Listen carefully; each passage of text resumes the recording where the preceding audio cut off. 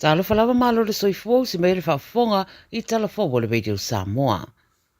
I Amerika ma Iran wa mai aneu na sainia le presidente o Amerika o Donald Trump le kopio le marienga ma Iran I le Palace of Versailles I Farani. Pamania Trump le tūlanga I autu stala au whaiasa tau maftanga tani malo ai le presidente o Farani o Emmanuel Macron. Wadi putia le CNN wa mai a fwona tu inatu e Trump se ata o le marienga wa ia sainia I a Iran. Ta ua se fulu whani waenga ta ua wa tau la iei le ni marienga ma wa mawhai na sira sira iei nisi I upenga ta whae rangi. I le panona wa whae roa le CNN, wha maumaunga le marienga e mai ai fo I marabebesi le panona e uia lo o wha awa wai peos wha inga Israelu. O le atunu o Pakistan le asa avema mediator I le marienga ma ua mai a saini fo I lo lātou pane mia o Shehbaz Sharif e ioina le whae unga. I Apani, wa whairoa na minista o le puipuinga le atunu o Shinjiro Koizumi I le BBC e te tawana whaamarosia nga waaolo na atunu I le tūtau le puipuinga ma ua ave ai fo ilana whaamamawhai le manaonga e te tawana toe sira sila inisio me tu tia sa whaonga I le tawalo na lua o le rarangi. Pai mai Koizumi, o le whaamarosia o le puipuinga ma le whaamarosia o so tanga ma Amerika ma whaalau tele le ngā rue whaatasi ma atunu o se tasi leo vaenga o tau mawhainga o lo whaatino nei, ia whaamautino ai e le tūra I mai se taua I ona o ngā ele ele. Sao no foile di ministai swinga taruai nei whainga whaavaya Japani, e whaatatau le puipuinga, whai mai mole urua I teimi o le whatu ama whaina whaatau watu e Tokyo, ana upenga tau le puipuinga, I atunu a se puru marifitu, ua whai a lato marienga e au fia I Amerika ma le UK. Pa mai le minista o Australia foi wo lato Filipini ba tau mai Japani a lo fatala no foi fata wo inga ma lato Filipina, Indonesia ma New Zealand. Fa mai le BBC o saina makore matu o lo fa wo pea o na faia fata ita inga o mea tau mai le o fa tia foi lato fata ita inga o lo faia ne I lunga tonu o Japani. Ia se tāria to o whātala wau o mōria leo leo ia lātou suenga le nei mai aso. Inde ta whana ino ni no fuanga whaitele tau la I lava I whale I Lake Illawarra ma le tu I sifo sini. O li pote le 9 News wa ta wai o aperila na whaamawina I le isi whaalabulabe whaapea, ta whana e nisi se whale I sini, ta uele ia whai nai stasi peitai, I le maasina lava leana to e alia e ai fo I se whaalabulabe, wa ta whana I se whale mai se ta amale I Queen Acre. O le tue whafta iai leo leo le leai o se soifua mau mau, ai le tawalunga o lātou suenga I le whaalablabe umai e tolu, wailo ai e iai so tanga, ma o ana nafi na whai ai loa o sfa inga leo leo, po e naiseri e se furu walu tausanga mai Moorebank, se furu wiwa tausanga mai Fairfield, se furu fitu tausanga mai Macquarie, ma le se furu ono tausanga mai Liverpool, o moria o manei lātou e le o talieina le tala itua, ai tutulai I le so I le whaamsinonga.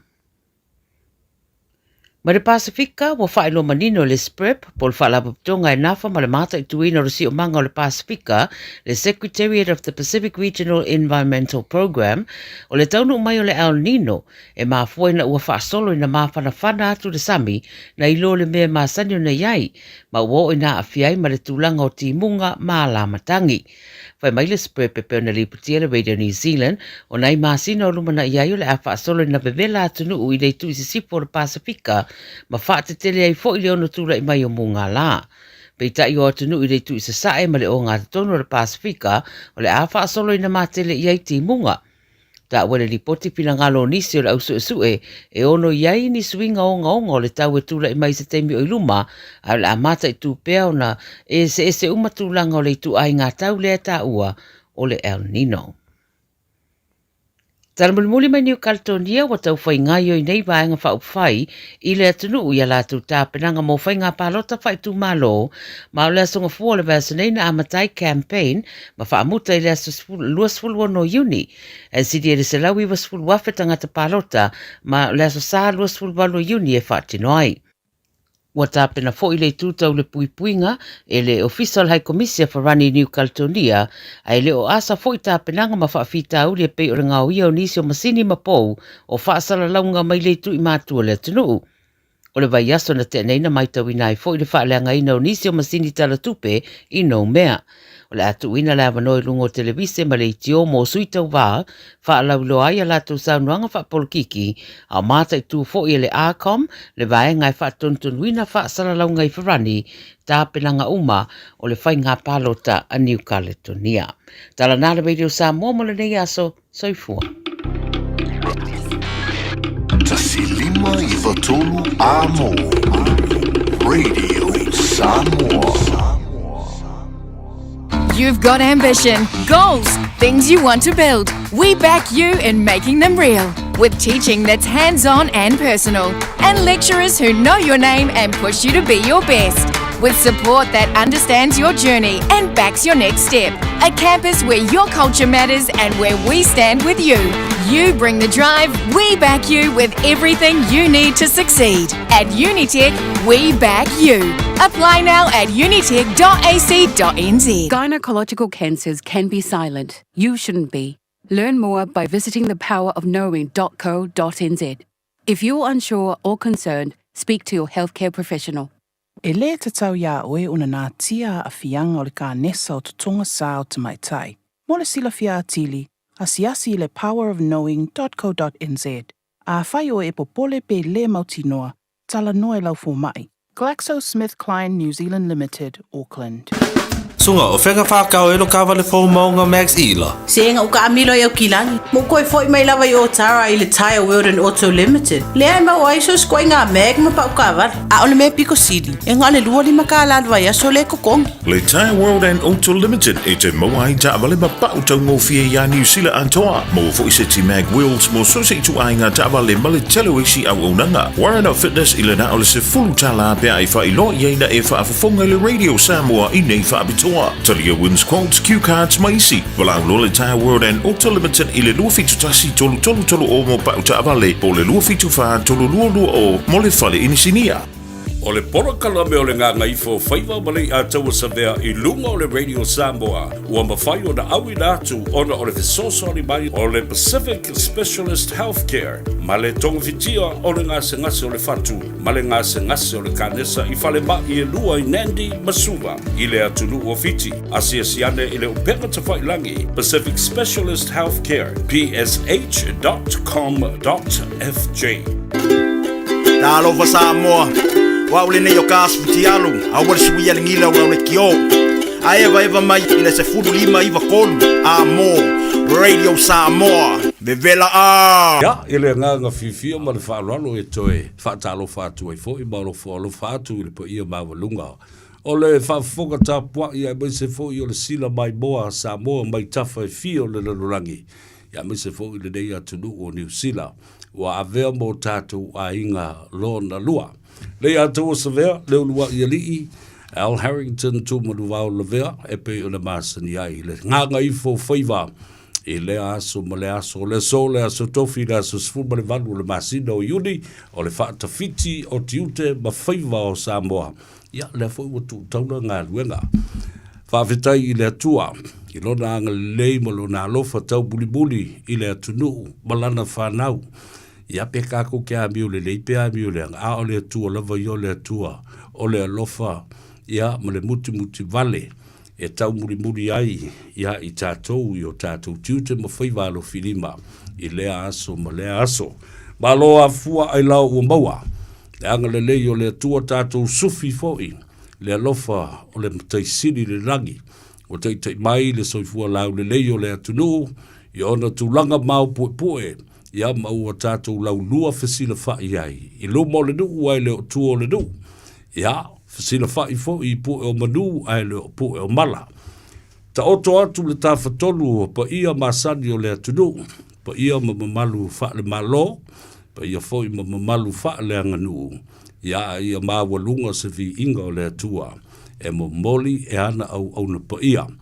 Feoi o le langi, le pai sina o le tala le lei, le ainga sa le vi, a leo o ite malama. Ma ali ai whanua lalo, ina ua suluia Samoa, i le malama lama o le moli mau i a Keriso. Ma lolo sa i fuamanuia, tamam tina matutua o le atunu, e le mawhai o nā lunoa, e awhi atu lava e whaatalofa mo whalofa ia te oe. E la ngona fo i le au whainga aluenga. Ale Radio Samoa, le pai mai o le mana o au tau talo matalo sanga, i lea aso ma lea aso e talo si ai, ia ti ute ma Faiva o le tala tau longo longo, ia ma le nei ngā aluenga, o le au whasa lau ma le au tūstala, o le tautua e whaiwhai pea, a walu no fosila fia o mea lo tupu i Samoa, o mea sa tutupu, o le a tau tutupu, ia ma ua walu ia, e ono tutupu i se teimi o lumanai. Ia, e le ngata i lea, whatalofa i lungo le tātou upenga ta whailangi. Facebook page o le Radio Samoa, le YouTube channel, malo le soifua manuia po fia lava le tafo le lalulangi, o lo e whafonga ma tāpua i mai ai. Ia, o atu le mātou whatalofa ma le wha alofa atu i a te oe, ia o lo hainga, ia, e mwese fo i o ngā luenga ma Faiva sa whianga i ai. Ele, amatali ai o le tātou por Kalambe o le tūtoulo o ngā luenga, mānava ngā luenga, whapena fo i o na mānava tuai matu ua tuai mā o ngā le whanau, mā lore ngā lulue le dei aso. E le ngata fo i le, e ia le veo te fia whatalo whatu e. Le vāenga lea, vāenga whapitoa lea, i la tō ia e whea ngai, ma Faiva whaloto i whale. Domestic duties. La tō ia wa ia nai ta māmtina mā tua le whanau fo i le io i lea onga. O ngā sesenga o le tai au, ina ua ngā e le la, ala usu Samoa, ala seu lea tunu, ia o na olea, ia e do nofo i lava, i tau wasu le ipu vai, ia o se iputi o le toast, le tamama le tina matua, ia wha pena fo le wa aia le leo nai o la tō fuala au, o vai la au, o mea ua wha tonuina le fo mai o le teibile, wha i le appointment, a lo whaftai. Ale ngata laile da, o ngā sisenga fo i lea o le fiafi. E whatalitali ele au whainga luenga, o e nā o onga. Mara au ki ke pasi, a ea, wai ea whapenga o kako winga tāwha whao, ma tata asolo tangata e. I le aso atoa, a o le fiafi nei Samoa. Ia, o lo ia ila ma lo tātou te amata atuai whapena. Lau ma lo whalologia i le nei fiafi le tau whailo Samoa le whangatia. O se tasi fo i o te bali i hua longa lana tautua i te tonu sa ai filo i upu whai o malo. I lona tau sanga, tau lea amale ma ale nawa i tau. Ai sa mai tau wina e sa mo i le telo tau sanga, o pae inga sa se ei le mau te whono ma le palimene, a vea fo i masui o lona i tu malo. E se teimi o na wha matalatala fo i lea. Ua ba whatasi ma le whata maa, wha apitoa lava, o le fono fau sa mo stasi o fono ua matua tele lea mafutanga i tonu o au kilani New Zealand. Ai le gata ile na, o ia foi o le teitai o le itupā o Samoa, mai i taitai o le Pasifika, po le Pacific Leadership Forum, ia o le tāua, o le fionga, ia, honorable, fepuleai, semi-fepuleai, whatalo fatu i lau fionga. Alo le soifua manuia whaftai tali wala au. Alo le soifua manuia, ia, le avadoa fo i e tala iba whatalofa mwhawhinua i le tunu i lana fo i mai moanga ma le tapo inga i le deia fiafi. Malo whaakai kurei malo saugoari a kaua.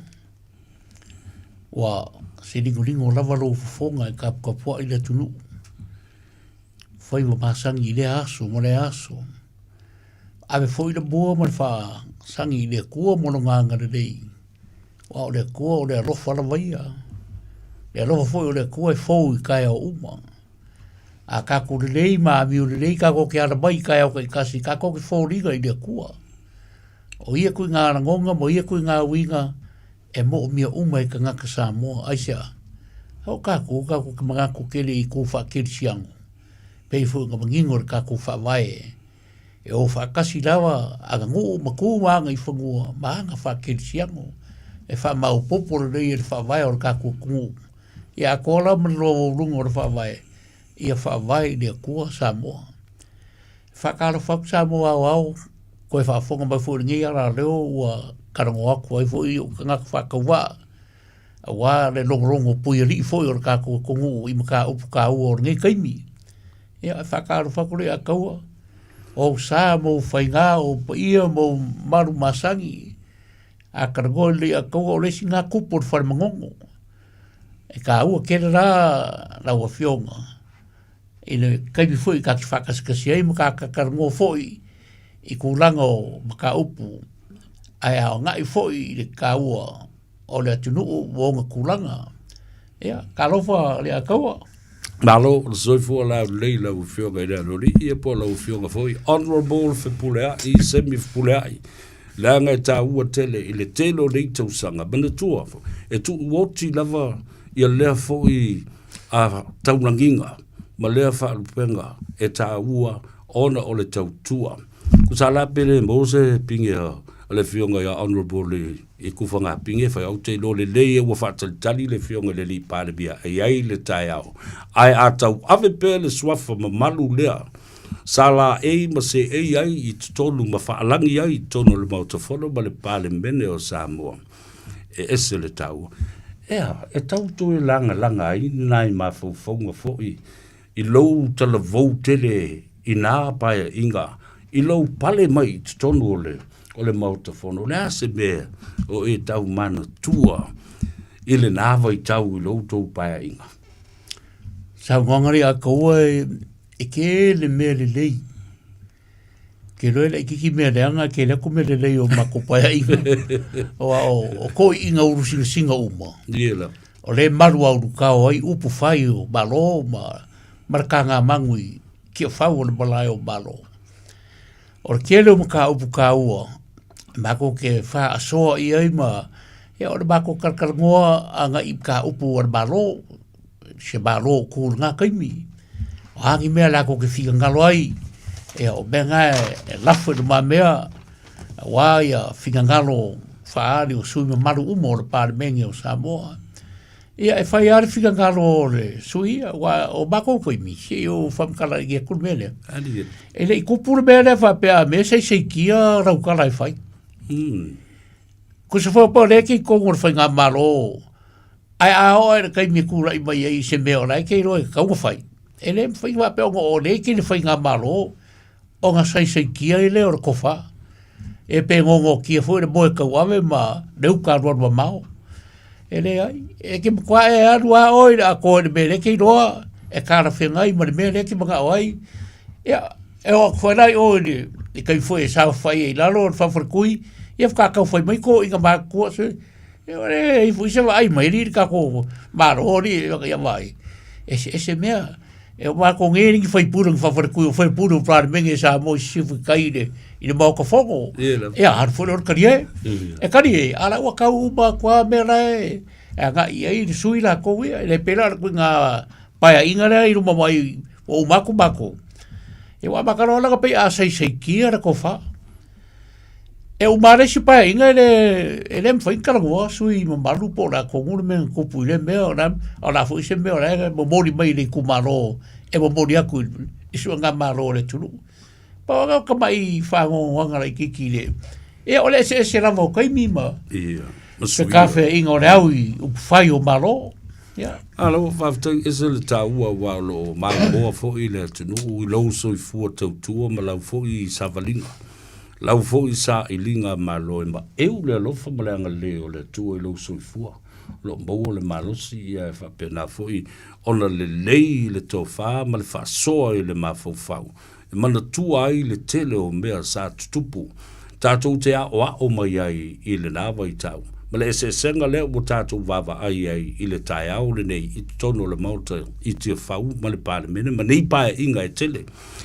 Ai I le talavou tele o lau soifua I lau whionga anua bo la pule ai. I tono le mauta. Le ale tā ua o le whao ngā ina o lau soifua tau tua. Sa e vai mo e ai ma vai rise. Ma o awina mai ni meto tia a o winga ma mionga o tala sa fai e to I ina I to tonu o le mauta. Sa e po e maua I ai. O ke roare a kaua o se whara onga kere le moa. Wa o lea o ke kau muli umai me whiawhio ai le pāre mengi ese mai ko kongo le mauka. Nā ria. O lea la wala o ke kau whaiara ui o pue wengi me o lai o ke rangonga mai ko I inga ma mea penga e ma whapukupuku. Pe o le winga le o ka mai kiki lai kiki ngā kaimi. Wa o lo wharanginga la vai ko inga kamakau ka lai kiki. Ia, oke aka au e karie ko inga. Au e kaukari ke au o mako ka o lolo i fafo ako o Parabengi. E alu su whakau. E o mai fo wakasi mai a kia. Ia, lau pula, ia, ka puai fuero ko inga o raunga. Ia, lia. O ko ngā mela ia, e re ngalo ia kia u le whakawhakua i baingor ko wha ma. Wa wha soro e rawa inga mkwa mauku. Le ai fo i se fefe kasi. Le vai ko kogu ma le vai fafo. Upo Samoa e. E ese le upo wanga kai, ese upo wanga uka. Ia, o le alau ngā mkwa agai e ila ka vai. Ma kau whainga ke pu e mau. Le ko wha whaari. Ia ma mangako ko inga.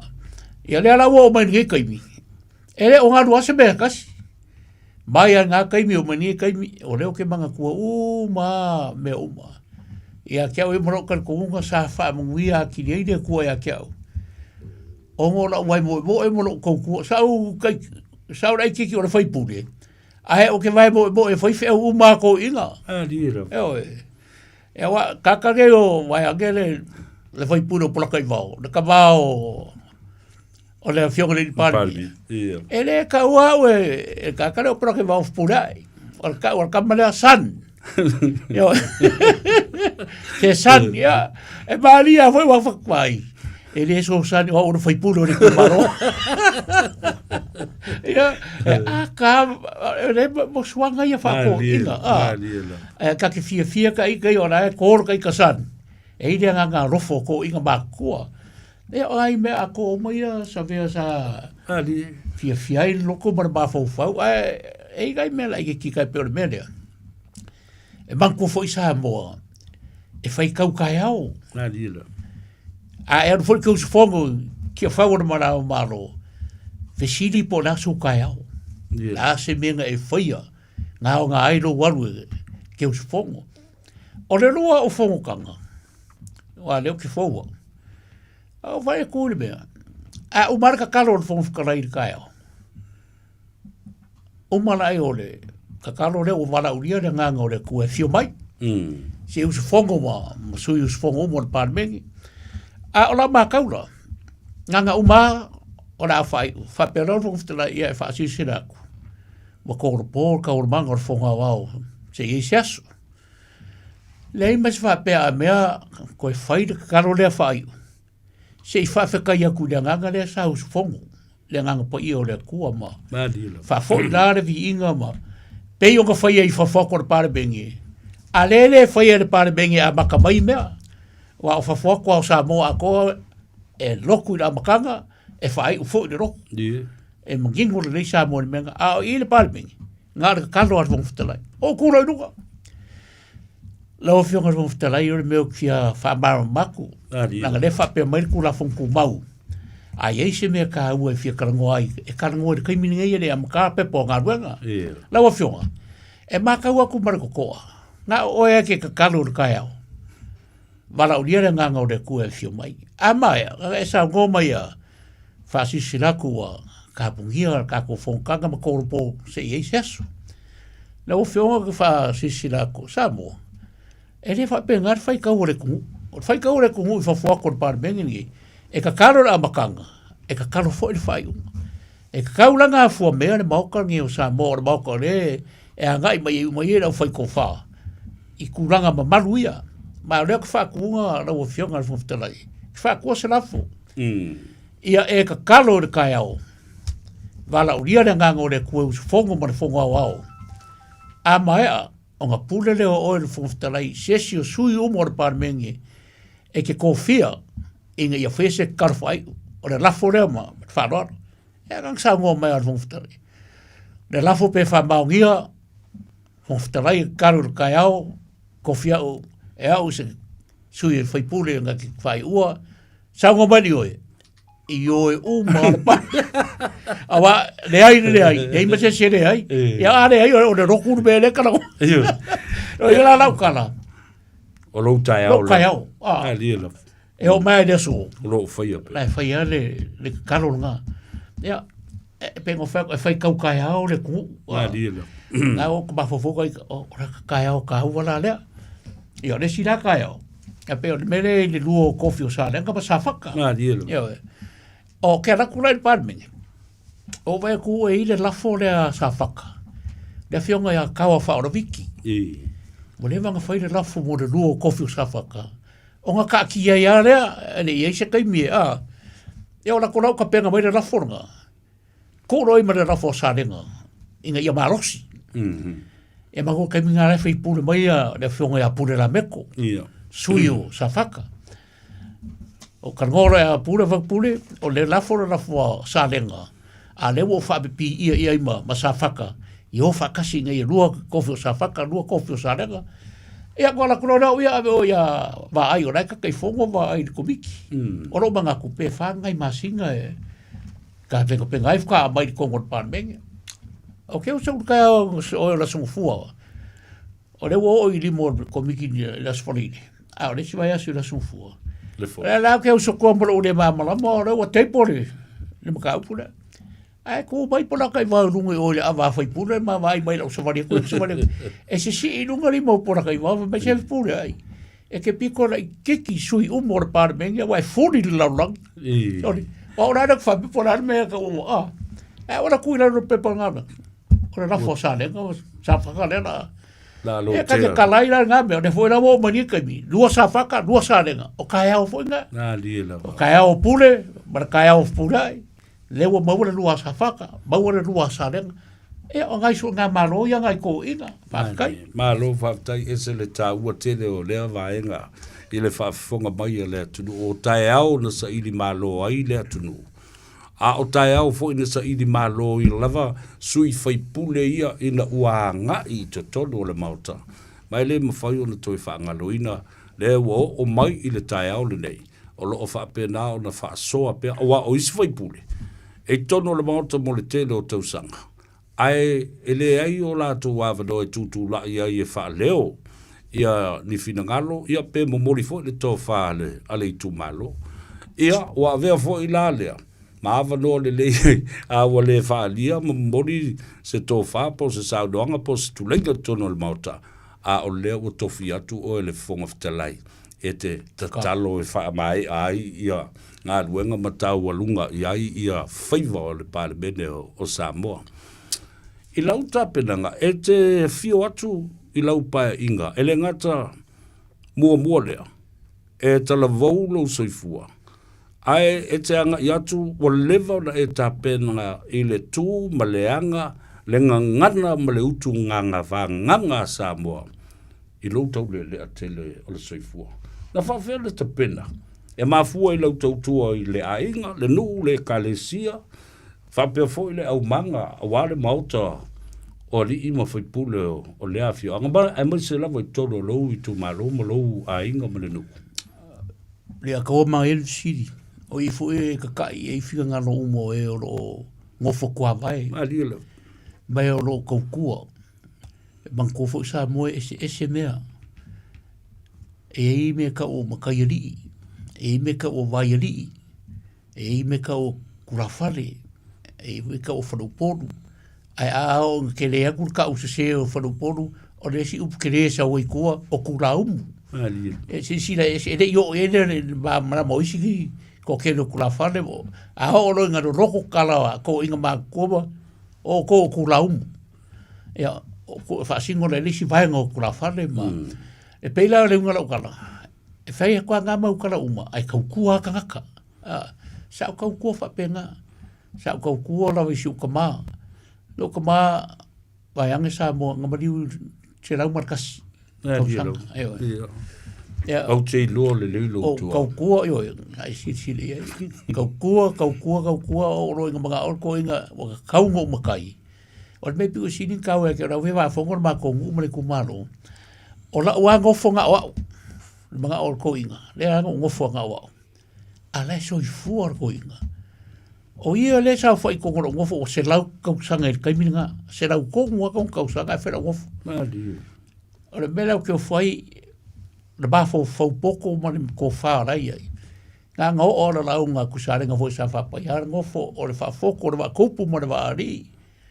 O le maria koa, ia oso romoro ko ba, kusare ngā. Ia, se o mairo wa i whangua, e le se vo vongo le aso. Ia, koe whapero manangkala. O ngofo lea, e vai marima a wale kumaro. E le whai me vai marima a wale ngu. E vai marima a wale kumaro. Ona winga, ngā mamawale si la fie lo kama. O ke ongo ye kongo. O whai o maroma. Ia, ora kaukua lea kaua. E le angi sikapenganga. Ora kaukua, whai merelei, kaukua e lua mea piko e kaua. Ia e whai merelei, ma e kaukua, fua i le kua me ka o le kua mangaku. Le kua mangaku e le maua uma e ko whanopolu ma. A ora ka ngaka ngā ke whaia me ka o le kaukua lei, a ko moronga whai merelei, e fua i le kua mangaku. E ese me ka o le poko, ese me ka o le kua mangaku lea. I whaperkangia, that's wisdom. Wisdom la ngai le mau umagaka. Malo va ta ua ia. Awa o le mele na mai tau ina. O le tau tua la lea. Lea na whao ngā nei e to ina mātutua lea i lau pale mai. I lau tau le lea. Ma lau tala vau i lea vai tau. Ea, lea na whao ngā ina i lau fonga. E whai ma fonga o le malo ma le pati le te leo mea. E te MC, Master of Ceremony, e te launga, e tofi atu, ai e te whai e te li wha longo ti ngā pe manatu fo i a mea o le whai pule uina e talavau. Ai sa e ustai ma whai le whina ngalo o to ina matutu o le mota. Mali. Sa o lei li a kaua. Sa kausu sika i manokoroko mauraro maroko karikongunga. A whamanguia ko inga ya kaika. O whamanguia nga. A la leo maria su. E leo ngā loa se mea ka siro ka mawhauwhau. O la eka ke mangkua, ma, ko whasa saa ko inga. E mana wale wha maupopo mai eire la ko wha, mana wale wha kingo i se mea. O leo ke mangkua lei ma me uma. Malo, whaftai tā ua ia. Lea tua o manatu. Ia o whaanganga ina e whetalai. Lea tua o whetalainga, ese le taua. E nisi e te tau manatua, mau te loa e te manatua. Sa e asosi ai lou tau le lea, ma le tupu wae, e te manatua sa whesoasoani mai ai o latou sao, i le tāpena ina o lau whainga malanga, a ngā i le maota i te whau, ma le pāle mene o sa mō lau sāwalinga lea. Ele i se kele o se kaimi whaafsanga i masesi, lea teo. Manko whaerenga o sau ngengu sira o aonga. E rei a whaela la se kaimi o ao i kele si wha Samoa, ma mea umo, ai mangai ala ar fisiri ngā rewo e fisiri mai e, ar fisiri fwoi ngā ko inga ia kia. Whea le mea ngai aonga i pure. Ma malama i le nganga man kā koa, e o whakwai, kā koa o mai whafu. E rei se kaimi whape ngā o fwoi ngā o wha Samoa, a o lea kua mangaku o lea kua. Lea kua mangaku. Lea mainga lea kua o le kofaa. Lea mainga lea kua o le roko mananganga. Whai mere lei. Ma kaukua. Ia awangi e kaukua i se mea fia maua. A ke kaukua lava mare loa. Nai so i fua lea kua. Wai fo i ka mai a ke oe ma whai whiri mai a ke oe. E ke kari, au ke kari na kari e kari e fu i lea kāwika. I runga ia Israel se kāwika. O la ua kua manga o a sauro fasioki oe. Whai maia ka vika. Lai so i fua i owa. E sira le a mio sauro. Sira mai le a mio ka vika. Rongo inga. E ku a kora mai ka vika e a sauro. I oi le kua. A mio whainga kāre kupo sauro. Me kausa ili ronga ola. Ke le lawana ngāne songa. Dila. Malo whaftai. I le whawhonga tāpua i mai a le atunu, ia o naua e sinsila mai o lau mālo whaapitoa whaalo alungia. I le nei fo i a fiafi i le tautua le siu whonga o Samoa ma le Gagaifo Faiva. Honourable Whepuleai, Semi Whepuleai. Nā oi lunga le screen. Ia taulangi o le fionga e Whepuleai malana ngā luenga o lau whaatino i tonu. E le ngāta o le whaatama whaapitoa o le whono whawhautua a Samoa o le vaitele lea. Ia e whapena fo i o le tektai. O le vaenga o te tai o le Pasifika po le Pacific Leadership Forum. Ta o lau savalinga. Noa fio mai i New Zealand ei, ia, mātina e le ainga, wha onga le whanau, se i o mai ina e pale mai fo i tutono le tātou whono whautua sa mo. Le wasini e le 5 mun tupu tau sanga o le matua o le tātou whono. Tātou savalia New Zealand ai mai se le mau taforo ma le palemene. I le whinaunga fo i lea i le tātou sitseni, ai le ngata fo i lea, o le teimi mua atu. I le tātou whinauina ina ia toi lau li liu, man tā upo le New Zealand Immigration. Se i toi au mai se whaamurianga a ua tātou le mau le sitseni. Ai ia mawhai ona tātou Moses whaamurianga peo ni whaamurianga ai tātou le luafe ma le tolu luafe ma le wha. Le ana tātou sa vali ai. Maua mai ai le whaamurianga le residual policy of New Zealand Immigration mō Samoa. Le ana te ilua tau sanga ai le lombi ai lo no fo mau. Fo le residential. Umale nā maua ai lo malo sitseni atua. Sa iei lo walo le tamaita i o fili. Ioe. Sa tātou sa vali e whape fo le tua i a sene ma le tō tele nisi fo i o te mali i o le fono fo tua sa mo sa ele nā vai tau la le tā ua o le sa valinga ma le sa linga malo le a lau fionga anu bolo. Whawhakairi atua. Ke lor ka ngā loksi fo ngā o lau karamou ngā kaimi. Ia o whape ngā fo i a ke le fo si o i a marosi ma. Ki ngā o a inga man kau whaia ku ngia bauku le kapenganga ale fongo. Nadi lo. Wa o dewa kapenga le fongo. Fongo la nga ka o le siksengi Samoa. Siksengi Samoa. Le nga kapenga i do lo. Ia o ngara lea sa mako kau whai marosi lawa. Inga ia pale ro ka ko wha moi moi. Ia mankua e se rau wafe ia saingi lea sa awe lo. A ko ma le solo ko ki se la wa foi ka kai nga fa ki ngor solo lo i no a fare o le palemene ma e ma fa solo i le o ka ko me uma na vai winga ka ko savati e a va ko savati e sa ule unga nga mai e malo New Zealand e le i li mai malo New Zealand fa ki ngo mai le me nga ka ko ma nga o i nga kai mi ai nga kofi le committee fa palemene e koe revisit anga i le Treaty of Friendship. Nō inga o koe revisit po asiasi iai. Inga ia wa ai le vao o sila ma Samoa. O le asia singarana nga mawai la le kene fo kemi leo mai le so le iai le kako vai nga kele le o kenoi kele lava se me ele o mwhai o nga whakingo. I le quota. Ia. O mai le vai nga kero o kouta. Wa o le afe lua se lau ia ka ngā kai mawhai o ngā ngofo mau. Ia le fui ngō mai ngā mea ke le mau mai i sua ngā marorea. Ia le fui pipi o aku usila se longa vai pepa whai ngā ruenga ma. Ia ke longa ke le lava le mea le o mawhai ngā akoa. Le lava e mo mia koe kau wha akoa. Awa ke le ngā me le mwhainga kupu. Ia se o mai ana ngā kaimi ke le lua o koutu. Ia sa foi la si o wawhingi o whiri wanga Samoa. Kaimi ngā pepe whiri. Ia, ko soa ia nunki ngā ma. Ia ale awa soa maro ki kaimi. Mali lava maro. O kwa aru la kora soa maro o whiri ma. Ia o le ngā mo ia la ngā sapea. Ko mai le ngā o le mka upu lea. I ngā foi soa ngā maro. Se panga ngā la kusi nga whai. Whai whapi koa kusi sa ingi ai anai. O nai o le pesikenge. O aura kai fongo, German. Ma le loia o vaito sa. George Patton. Ia, o kakangai koko. Kusi ngā lai maro o whakasi.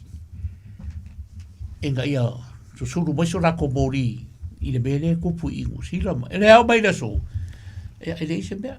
Ele o mai a sa i linga ngā mea. Ai oso mai rola le ka upu le atu yono. Marilo. Oso mai rola atu yono kau whairoa e whainanga piri. Kongo le mea whaile ako rafua. Ia. Nea langa maa fuai la mai ngalongolua le. Mankuara. E le whaperanga ako kose mea kupu i oile so ngā marore lua o koru. Marilo. Mai lua o kasi. Lua o koru. Ai o le whaka ma ngai ai i le sua ngā maro i. I le kako ngā rueng whakasi la leo ma tu yono. Wanga wala wai tu yono ma ko whakasikasi me uma. Wai an ngā kaimi, si whaso solo mai lava, solo mai lava. Se i ho a whoinga kako kau whai e wala au ia pākika i kasi. Nā li.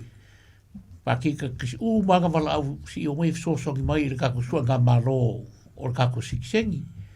Pa wana ara kako e sira ngā o mai. Ar ko inga leo wawasa. Nā li. Wawasa le manaia. O wawasa ngā o mai maala ngā pāki. E i kuosesi. O mai malawa e kako e whai me whakasi ma lako whaarongia re kako wala au. Si pai mai lako kau au si mai po rā se me whainga lako fsosongi ai i le sua ngā malo rea kako. Ria Ea, o mea ngā rego kupu i kaimini ai. Mea lawa ngā, rea la fwe rao ngai kaimini. Rea whapea nā ka pai aku ka upu re a fuai re ka kangonga. Nā ria. Rea se rua furu. Rea se rua furu rao re. Rea se orwa songei, skonga ai. Rea la whakasesi ui le mauko Samoa. O le wala uria ra ngā a wawasa mana ia mana pāki. O le rau au mai le wala uria. Te maare lia Samoa maare rofa e fia waku si au mai fo se ra kong sa wali ma langa le ua maka ngā vesia le porkiki ua rakaraka kaimo o whainga paroka. O le mepiku sa unga kaua le atau. E ke lea malai o ngōru i a wawasa. Ali. E le ongi malai me o i le pāki le New Zealand First. Ai, o piki ai wawasa le maoko Samoa. Ai sea. O le ke le wa ai ar ka māloa o hio le makai Samoa. Se i karangoa mo la kungu lea o Samoa wa o hio le makai Samoa. Le ala mo whaifo mai a i le moko Samoa e ruruki a ma veveke ai upu uma o ranga pāki. Ua o le aso piu kaua le aso le asko ngai. Alilo. O i fwoi le alafko a karangoa i wawasa. O ai ngi sui. Pe o mawesi kako sui Samoa i kokongu o le au whainga o le whiringa le ala a. Alilo. O le wa while wawasa. O ai se e anga waa poko foi ma kaukai. Ia ngā ke koe mori upenga le kai a wā. Ka ronga o whaia. Aloha whaftai. O le mafuanga sa o tori uru mamao ai fo le matau papai lau sa valinga ma lau sa ili ngā malo mai le nā wai tau se io o mai le teimi le lewa e papai lai titi ai. A wa umana tali mai wa wasa. Sir Winston Peters ia ma le New Zealand First le tātou sa ili ngā malo lea la ua maua le tātou se seni Samoa. A lela, wa iei le mana onga wa wasa ia Samoa, se i o tō walo rofa mai la. Ioi, o lela ua wala ulia whapito ai i tātou. Ia Samoa poto i ona tūlanga whalupe, ma ona tūlanga ma popopo o whea lava o lo e lalai au ki lani nei. Ai maua lo awa noa i lasto na i asau nei. I le tau le i tūla e tasi lepe o le papa i ei le fionga ia honorable fule ai. Ua tātou talia la e le tūpā o Samoa, Pacific Leaders Forum, le fo utalia e lau fionga ua o e fo i o le whatamao, le fono fōfautua Samoa, whapena fo i le mafutanga a whaife au, ia whapea fo i le ofisa o le konsula, se isao no ia i le paenga lea. O le taunga le atau, wa ke ne lava le longolongo puieri, kau whai aku inga ia lava malama ia i ko kingo umo le tunu i le sāwari o lo wanga i mai ia ko ingo wa wasa mana ia. Nā lilo. O le upumongi a Samoa. Auangi i lango mia le whala. Aua fo ingi i emo le laulangi. Nā lilo. Pe whao i le kā le ko wha. Wa o pukelia whaare ngā uio ka karangoa kua i o na ngonga ese. Yela. Wa e pai roi porkiki ko whaare ka ngaka mananga porkiki.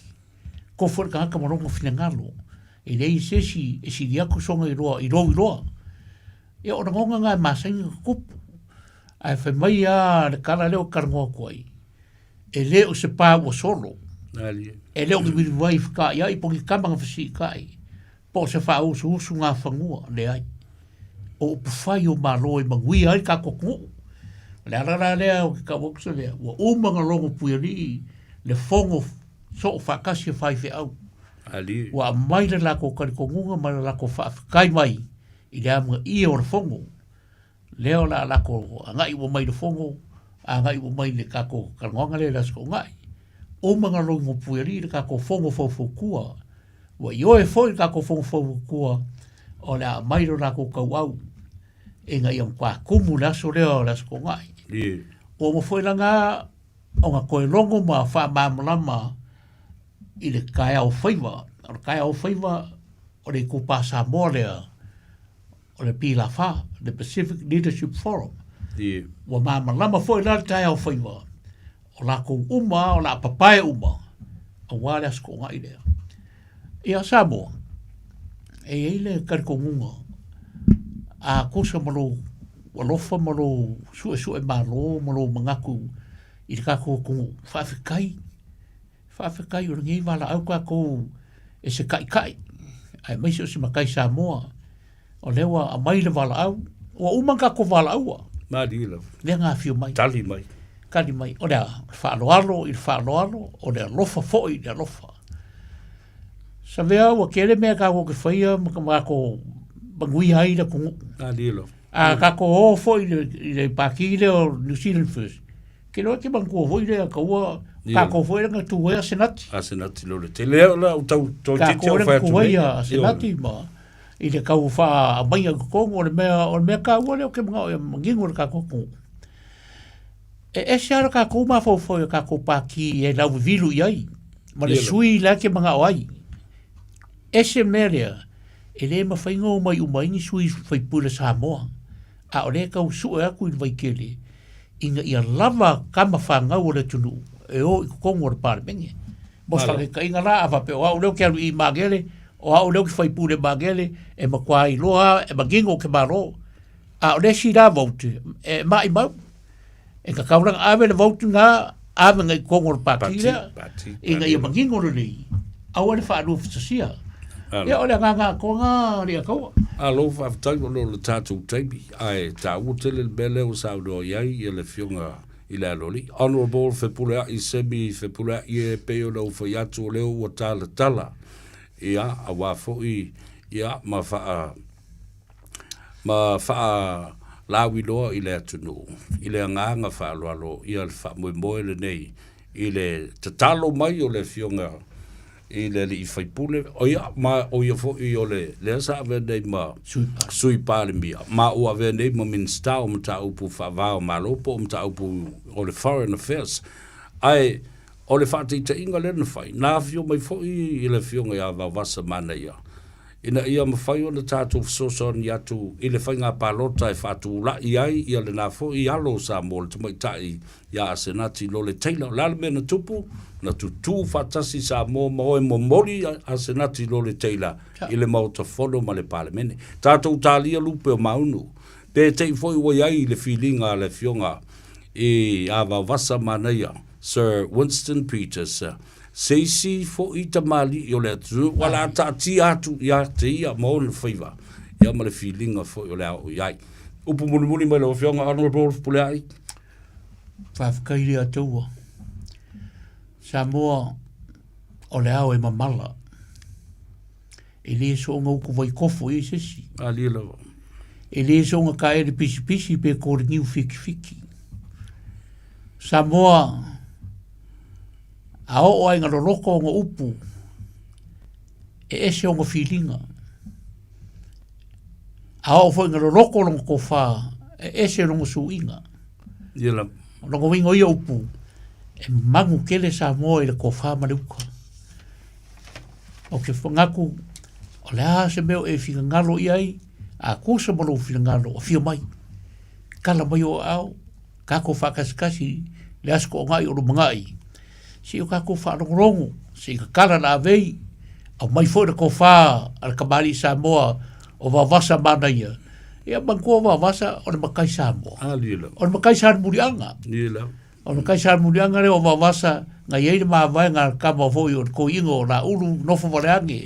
E kupunga mai wawasa i le kenga o mau penei. Me penei a o i makua lau kama o wawasa e sa o ngā sua o wasa ni mulianga. Alilo. Ia, e rea ngā o sa mulianga la Samoa, kai mingi ngā lua ngā wawas, o lewa ngā lua ngā wasa sa a ko mai o ngā sua, e rea ngā o sa mulianga a o Samoa a koa, ia manguir pop. Ia le nā Samoa, whawhitai lau whawhonga ma le tapo, inga whawhitai fo I le fionga, I le aloli. Honourable whipulea I semi whipulea I mātou te tatalo I a moa lo soifua. Whawhualoa le soifua tautua le soifua ngā lue ma le au auna I le atua ai maise le atunuu mō tātou tangata. O le tātou tālia lupa maunu I le nā storai o le asau nei. O le tātou wheloa I ai. Samoa, o le tatalo atu le nā, tātou whenoi, o le atali tū lai lima, tātou o I a tātou whasalunga, o tātou telefou I vai whanua I le ngana Peretania, fo I mai whauau le Gagaifo Faiva, I le reia fiafie, o le whatawhiti o le tūtaura o tiuta ma Faiva o Samoa, I au kilani New Zealand nei.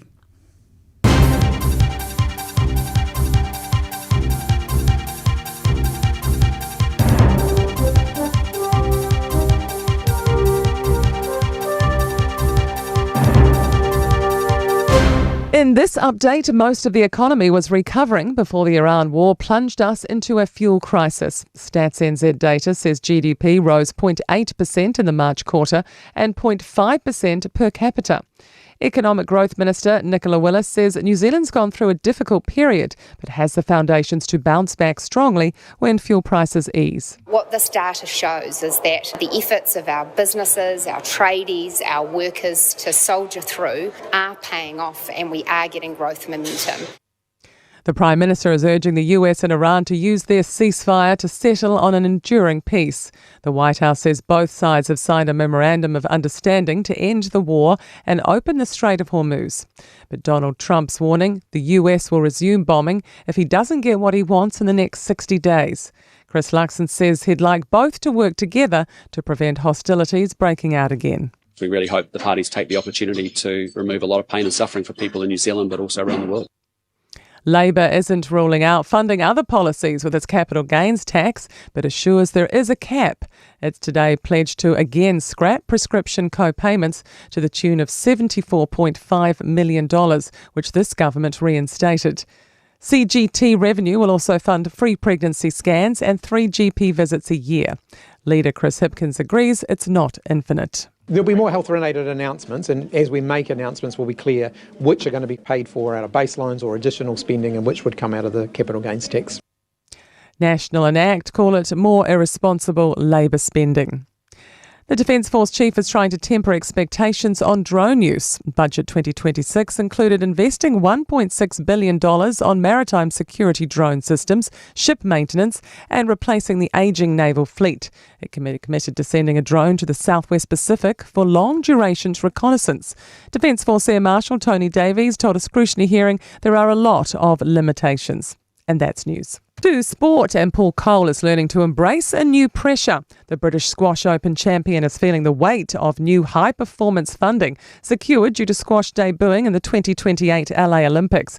Cole has now gone from a one-man operation to having up to 6 people in his team. Feels like there's a lot more people relying on me, which is, from an individual sport point of view, is very different. But, I've sort of assessed that with my team and we all want the same thing, and it's just dealing with that in the right way.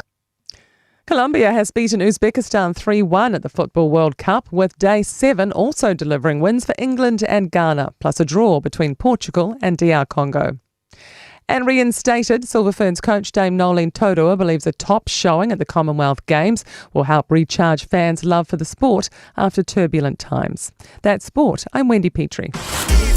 Radio Samoa. Taslima Ivotomi.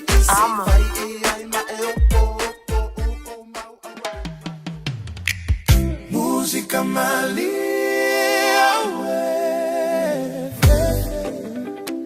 mana yesiva música malia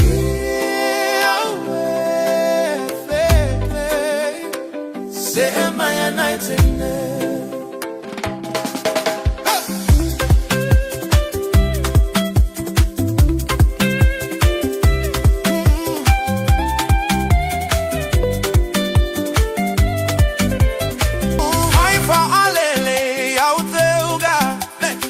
Musika ualata ona uma awala teita esu esa opaga luerue maile música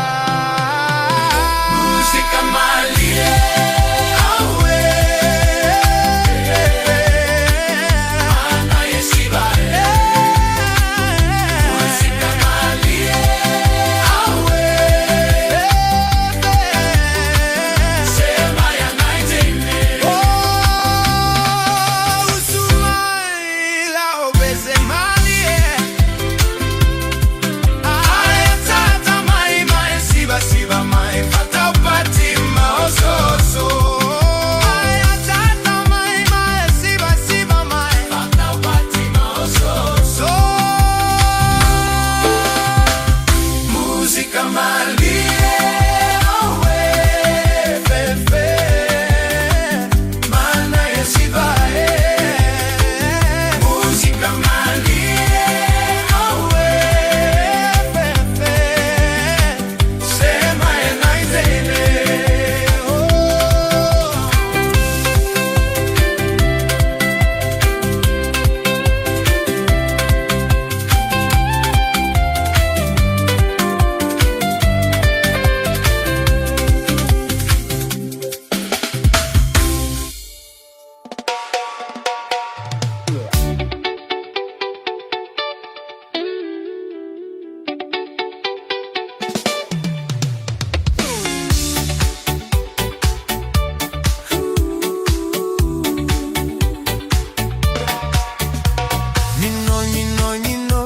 Ninoi te o seloi Asiwa uanga oi oi Lolo fa ape epe e ua loi loi Suiti sua malie pe o se poi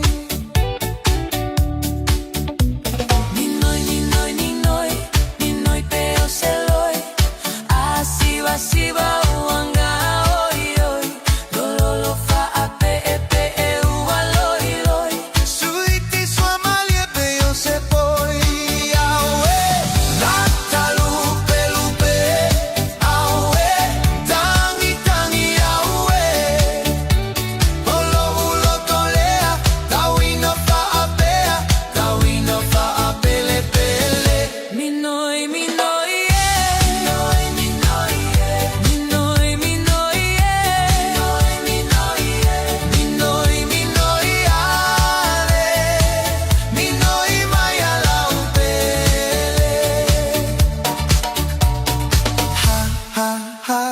te aluina uta I moto o tualo uo visa Esu e mai so ufa amalu mai nela So ia e te alu faala Aue, nata lupe lupe Aue, tangi tangi aue Olo ulo tolea Tawina fa apea Tawina fa apele pele Minoi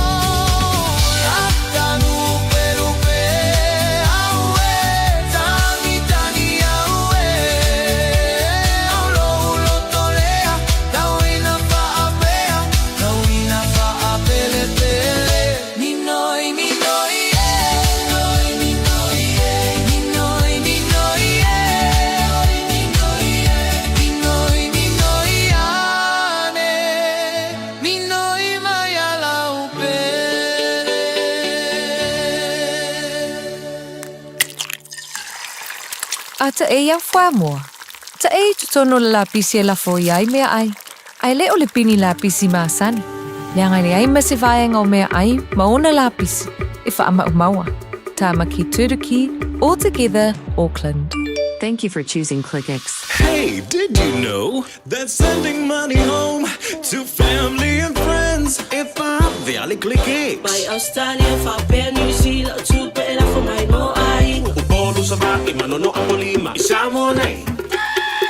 It's simple with 4 easy steps. Sign off here, ClickX. Sign up now or log on. Select Samoa, ma'o miliseng ainga will receive in no time. But don't forget safe and secure. Saunga lemu oila utautua. KLICKEX.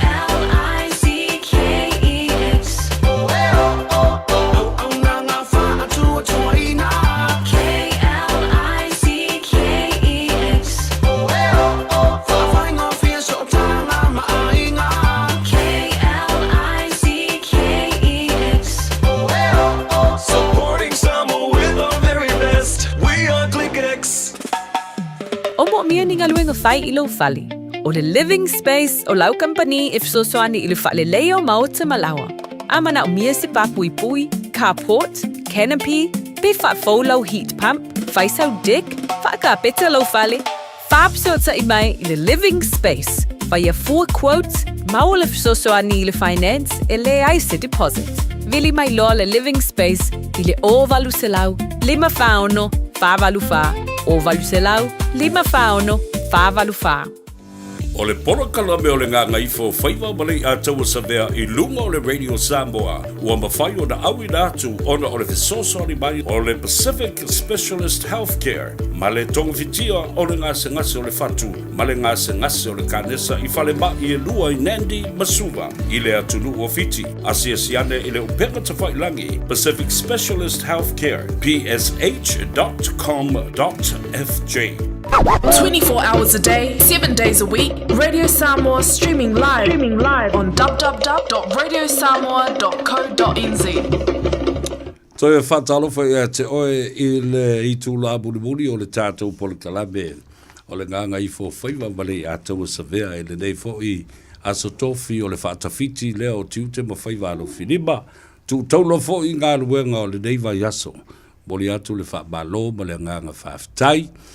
I o tau tiute masani ai, ina ua usu fo I Samoa le tai au ua ngā le la, ala usu ala seu, o a tiute o le ngā taifale, o tiute fo I, o le vātetea, ia whapena fo I, Faiva alo finima, o le tua sivi, ma le tua vau. Ia mea nā tātou e whai Samoa, au le nei atunu, ia tātou te ala usu I whale whai ngā luenga, o pisinisi, o ofisa, o le aonga, ia o le whare mai, ia maso se whale ngau si mea. O alawa company o le utatofi iai I tātou I outou tiute masani iai I ngā luenga ia. A watu le wha malo ma le whaftai, le lava papale ma le lava ono sai foi. Ia wae le wha peo e whaise ngā luenga mo seu manu ma le atau sa vea. O ngā luenga o lo outou whatino, mo le leo o e lava ia marsio a inga ia maloutou fo'i loto I fale. Tautu ai le montanga ala e kalesia I nei. Ia whapena fo'i le a inga I nei o me whai I nei le pofea lava le atunu o lo e lalai. Ia e le mawhai o na tu ua ai fo'i le tautua ai tau malele a Samoa mai atunu o I fafo. I le se leni o lo lafo pea I vai aso uma. Ia ma le soso ani fo le nā. E le wha te le ina o le tātou Foreign Reserve. Wha putunga tupe e nā wha vau malo a Samoa. E a apa mai ai ia le malo I lea vai tau ma lea vai taimi. Pe au o ina wha tūlanga ma wha ma popo se le ni maua le atunu. A wala na tala au tu whaatatau, po le tala whaatatau, au tu o le tupepe o na lo tea matangu fia I tono le mao tawhano ma le pale mene o Samoa I le nei fo I vai aso. E mai tau watu lai le aso nafi I le matangu fia o le tūlanga sa iai I le whanutanga fo I le pale mene ma le whana usu o le atunu. I le tele o ese senga o mea ua tūlai mai. Tasi le nei vaenga sa o tau tala lava iai ia ma whaasoa I fo I le te leo teimi ua tuana I ato. Lea o tau sila nei iai I suinga malie. O lale me o iai. O tau whaafonga iai. The mood has changed, the narrative has shifted as well, and the tone of the voices being heard inside Parliament of Samoa. Lea wala ki liva ai, o upu ua whaonga I le ngangana, ai maise fo I o le leo malu o lo ua mumori ai, ia le savali ma le tofa, lea whaipule ma lea whaipule, awa le murui o lona I tu malo. E se le matangofi e le whalongolongo ma le maitau. Ai sea, wale o toi ai ia le tūlanga fo, le talo sia. Ia ubi lea suinga, ma tū mauai pēa whapea I tutono le mauta. O le si suinga te le lava le vavai. O saunoanga fo I matulenga, e whaali ai whina ngalo o le itu pā, o lo a ngaia le atunu, ma ngaia le pāle mene.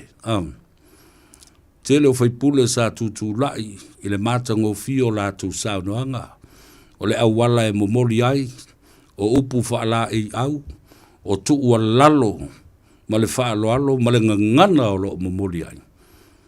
O le tā hua le nā, I le whaalongo longo, I le aso ne nafi, whapena fo I le so. Ai, o le si vanga tā hua lea. O avea la, le swinga lea. Wa awala o tau sisilai, wa le tu lai, so o le fioga le pale mia, ma tali te e mai.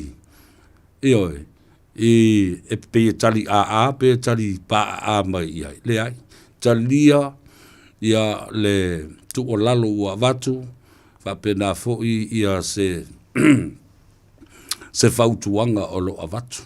Tu ai ngā fola ia maua lunga, e a ngai ai le malo. Upu saa le upu le na. E wai ulawa I na whaasolo iai. O le tele o teimi o te talanoa ma whaasoa ai. A wafoi, e lea mawhai o na fia whaalongo la uli. Ma le lai tū ai maise le ainga kāpeneta ma minsta. Ini la fonga malolosi. Mani tua inga. Ia, ma le tō whae mo moli. E se a upo momoli ai, ma le leo e momoli ai. E whaulinga mai ai, o lai whaatonu mai e le tua ngai. Le pale mia ma le kāpeneta, e whai atu ai tonu I. Pe o lai tu malo, ai whaftai, e le fionga fo I le fonga ftalai. Wa umana whaata oto le ala fua. Ina ia mawhai ai, o na muni tai ai, le to tele o I lato o suis fono, le anga le mea mātango fie ma mānaia I le wha longo. E longo I tino, matangi le lei. A wafo I wa ese le fola leo wa vatu wai nei. O le tā ua le nā I la umai tau. Ia, ma whape nā ai, uero o toi whaia le upu fo le, I le fo I sao tau whafonga le, o sao no iai I le fionga I le aloli. Honorable, whepule I semi whepule ese le vai tau I o to ina sai loa sua. Sa sua whaata mali, ia matalitali e. A o le vai taule nei, wa ese fo ia paia inga, mai lātou wanga I mai le mauta. Ma lo lātou wa fianga, wa tele na tātou tasi, e la lango o se pati wha au whai ma o lātou whawai. Ai ngalo ai ia I lātou. Ioi, e ai le awala e momoli ai sa vali. Ia.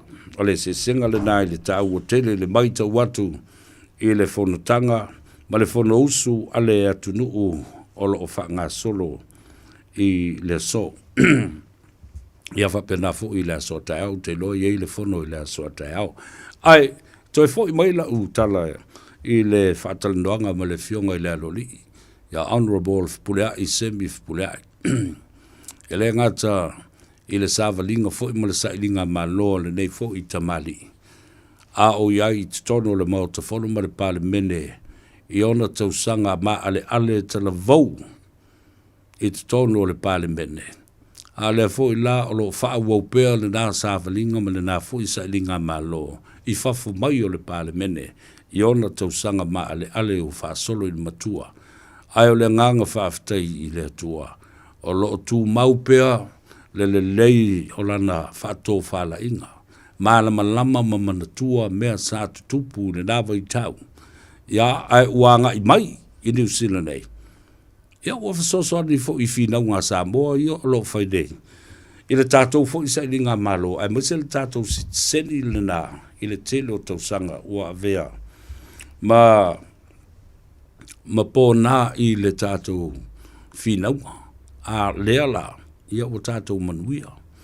Le seni nā vesea I le asusfun ma le whao o le masino o September a whif sa lau valus fulu ma le lua.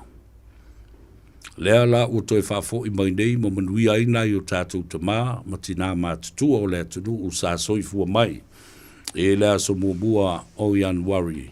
Lua afe iwa se lau lua sifun ma le wha sa ia pa ia le masino o Januari o le tausanga e afe se lau wha sifun ma le iwa.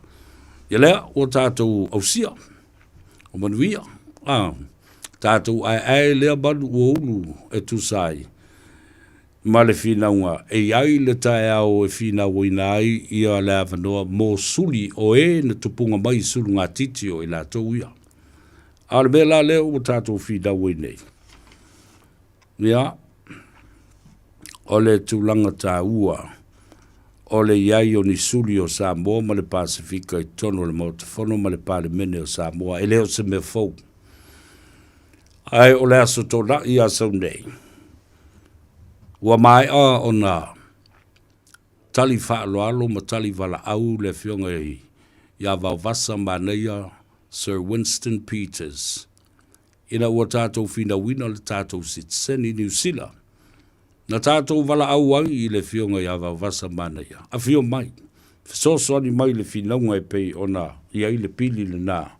Mai I le fionga ia te anau tui ono o le green. Ia whapea fui le fionga ia whanana e Feso Collins wa whai ilangi le whaulanga. Ai ua tātou whaua wina le nā whinaunga tā ua tele, lea la ua tātou wausia, ma ua ui o tātou lima. Ai o lea stonai, ua wala awai Winston Peters, I le mamalu o Samoa, le fionga a wawasa maneia, wha mole Samoa, e iai le whasilanga autu, male tā ua, mō le silafia e Samoa umolo a lala mapapa au I au ki lani nei. Lala me tā una whai. O le whātau alofa. O le tātou tali atu e talia le walaulia. O talia e le maftanga a whaife au so whātasi. O talia foi e le Pacific Leaders Forum. Ia lea foi la o talia e le fono fautua Samoa. La lango mai foi ai ia le fionga le konsula malona ofisa le whaangaina o le maota o Samoa o le aulu whao I ai Samoa I ona tūlanga whaalupe I le astona I asa. Nei whamau I lau kalena. Se I tātou wō e whaanongolongo. Po le a se whinaunga a le a foi ia se finangalo ma le tō wha momori mai o le fionga ia vawasa manaia Winston Peters. A o le a le tali atu o le atunu. Wa tātou tū lolomba fo I le whainga pālota I le o toi mamau. Le whainga pālota lau tele le atunu o New Zealand nei. I le aso fitu o le masino o November o le tausanga le nei. So let's go. 1 o'clock until 3 p.m.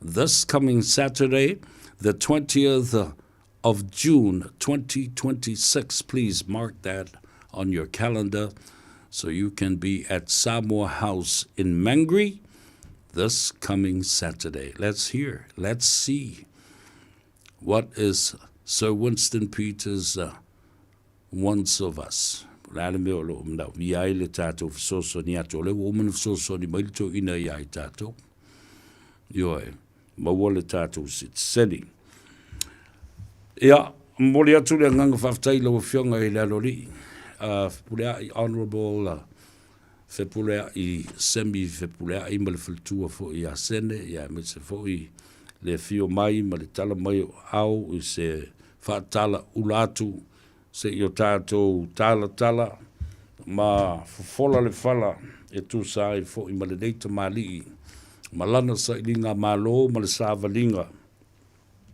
ua o mai lava I New Zealand o lo whaatino pea le nā au nanga ma le nā tautua mō tātou tangata.